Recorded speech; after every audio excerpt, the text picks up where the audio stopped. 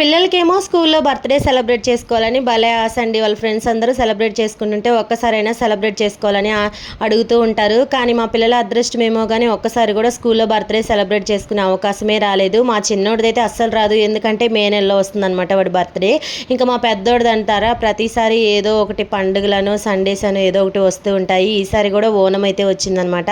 ఎలాగో ఓనంకి government holiday ఇచ్చారు కదా అని చెప్పేసి 2 రోజులు ఎక్స్ట్రా లీవ్ పెట్టుకొని మా అమ్మ వాళ్ళ ఇంటికి అయితే వచ్చాము. నిన్న ఈవినింగ్ మా పెద్దోడు బర్త్డే సెలబ్రేషన్ అయితే ఇలా జరిగింది. చుట్టుపక్కల ఉండే పిల్లల్ని పెద్దవాళ్ళని అందరినీ పిలిచి చక్కగా ఇలా చిన్నగా మా వాడి బర్త్డే సెలబ్రేషన్ అయితే చేసామన్నమాట.